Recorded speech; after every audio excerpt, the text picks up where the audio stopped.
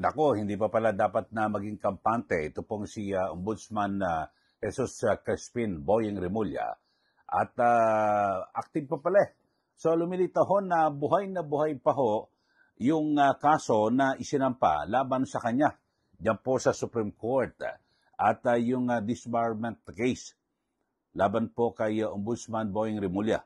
At ayon po kay Attorney Torion, na abogado po ni acting Mayor Baste Duterte, nakapending pala ito sa Supreme Court at hindi pa pwedeng magiging moot and academic matapos na ma-appoint at manumpana sa tungkulin bilang bagong ombudsman. Ito pong si Remulla. At ayon po kay Attorney Torion, ay kapag nagdesisyon po ang Korte Suprema na pabor po sa kanyang kliyente, ay maaring matanggal pa pala ito pong si Remulla bilang ombudsman.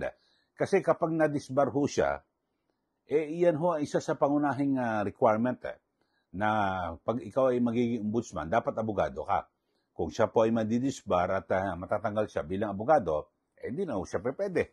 So, delikado pa pala. At bukod ho dyan ay meron din pong i-file yung petition for certiorari.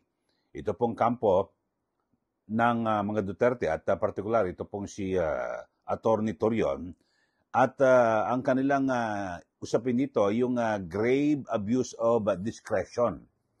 At kasi lumilitaw parang di umano ay parang namaniobra ng acting ombudsman yung kaso po na isinampa laban po kay Boyeng Remulla, kung kaya't nabigyan po siya ng clearance at maging ng Judicial and Bar Council.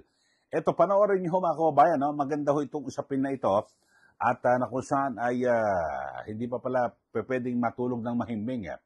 Ito pong si Ombudsman Remulla dahil siya kapag, alam niyo naman ho, ang Korte Suprema mahirap po tansyahin at wala ho yung kinikilingan at siyempre, alam niyo naman ho, na talagang mataas po ang kredibilidad ng Supreme Court na yung kanilang mga desisyon, di ba?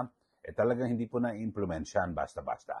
Ito, panoorin niyo mga kababayan ang interview kay Attorney Torion at na kung saan ay sinasabi niya na hindi, active, buhay pa itong disbarment case laban po kay Remulla at again din ay mag-file sila ng petition for certiorari laban po dito po sa JBC at sa Ombudsman. Eto, panoorin niyo mga kababayan ang interview ni Pinky Webb at yung mga tugon-sagot ni Attorney Torion. Panoorin po natin.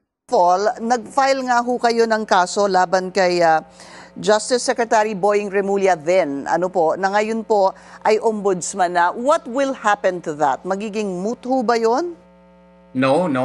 It will remain pending before the Supreme Court. And as you know, I was not the one who filed it. I was acting as the lawyer of the complainant who happened to be the family of the Duterte.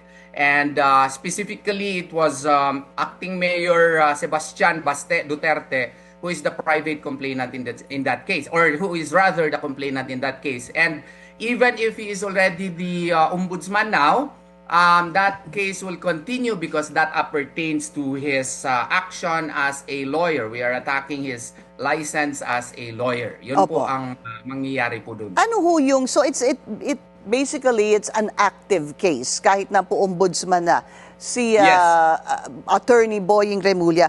For the benefit of the people watching, sabihin po natin, i-disbar siya. Sabihin po pumanig ang Korte Suprema dito sa petisyon ni Baste Duterte. What happens? How does that affect his role as ombudsman? Well, if you will check Section 8 of Article 11 of the 1987 Constitution, one of the requirements is that he must be a member of the Philippine Bar and that he must have been in the practice of law for 10 years, no? So if he is no longer a lawyer, then that would disqualify him as an ombudsman. So if the Supreme Court would decide that his action would, or his actions rather in the past, I would not comment on the specifics of it because it is what you call this confidential in nature, but I'm just discussing the effects or consequence if he would be disbarred, then he would no longer qualify as an ombudsman because it is a continuing requirement. But what we will actually do, subject to the order of our client or request of our client, and supposedly tonight we have a meeting, but it was moved tomorrow. We will still question his appointment as an ombudsman. There is a quarrel as to whether or not it is a petition for quo warranto or certiorari. We will decide that by tomorrow. And we will definitely file that petition before the Supreme Court. Ano ho yung basihan ng posibleng quo warranto o certiorari laban dito sa pagtalaga? Quo warranto may not be the proper remedy to my mind. No? Of course, that is subject also to a discussion with my fellow lawyers who are handling the case. Because under Rule 66 of the Rules of Court, specifically Section 1 thereof, it mandates that it will be the Office of the Solicitor General who should file the same. Or if not, it would be under Section 5, the person who has a clear legal right of the position. But I don't expect anyone who was not appointed, which was included in the list, short list, there were 7.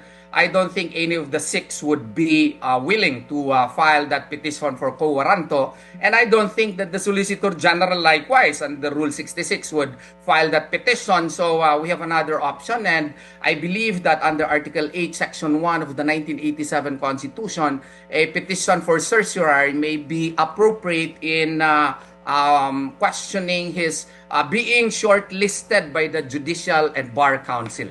So that would be maybe the tenor of the petition. Ano ho ba para sa kaalaman natin ang petition for certiorari? At bakit ho ito posibleng...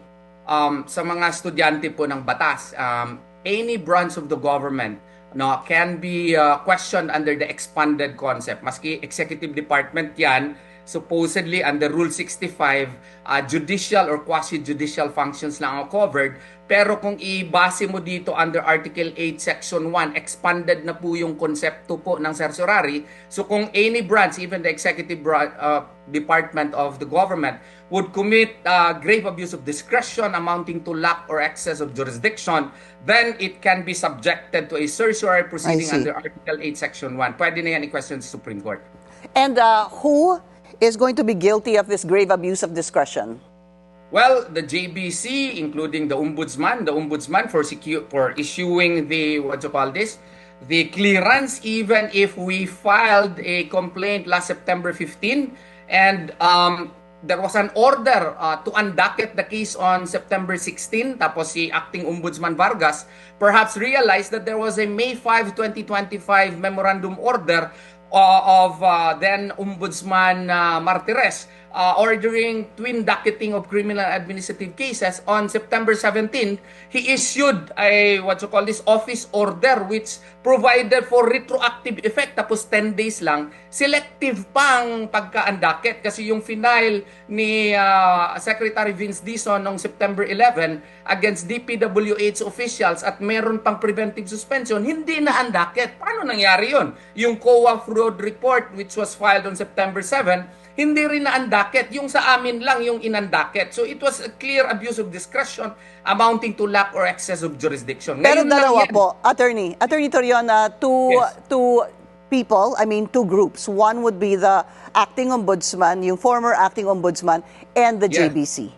Yes, and the JBC. Okay. Ayan po, napakinggan nyo naman ang interview at pahayag ni Attorney Israelito Torion, ang abogado po ni acting Davao City Mayor Baste Duterte, na kung saan ay meron pa hong nakabinbin o nakapending na disbarment case laban po kay dating Justice Secretary at ngayon Ombudsman Boying Remulla. Ito'y may kinalaman, siyempre, yung nag-ugat na yan, yung dahil sa pag-aresto at pagsuko ng gobyerno kay dating Pangulong Rodrigo Duterte diyan po sa ICC. So may disbarment case. So hindi nawawala ho ito kahit na naging ombudsman na po siya. At yun ho, at pwede na kung sakasakali na magdesisyon ng Korte Suprema, wala, matatanggal ho bilang ombudsman ito pong si Boying Remulla. At abangan ho natin kung ano ang mangyayari dito. Pero kayo ho, ano masasabi niyo rito mga kababayan? So, delikado pa pala. Nanganganib pa pala na matanggal ito pong si Remulla bilang ombudsman. Dahil sa mayroon pa hong buhay na kaso na kinakaharap po siya.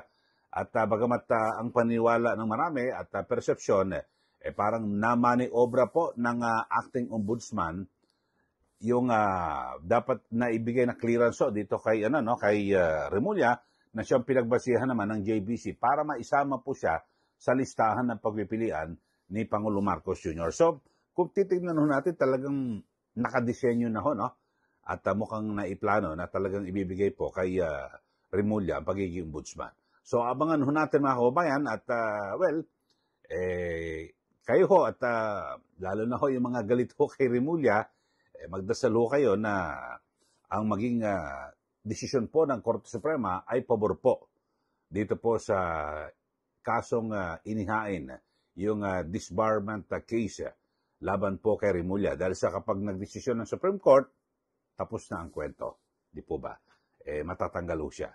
Pero kung hindi, meron pa ho yung petition for certiorari at yung grave of abuse of discretion. So, yun po. So, may dalawa pa akong kaso. Active pa ho yan. At hindi pa nawawala. Okay, so, bigay na ho kayo ng komentaryo. Ano masasabi niyo ho rito? At, nanganganib pa pala na itong si Remulla na matanggal po sa pwesto. Pero depende pa rin ho yan sa desisyon ng Supreme Court. So, sa mga bago lang po sa ating channel, subscribe na po kayo. At huwag niyo pong kalimutan na i-like at i-share ito po ang ating channel. Maraming salamat. Muli, ito po si Ka Eli. Magandang araw po sa ating lahat.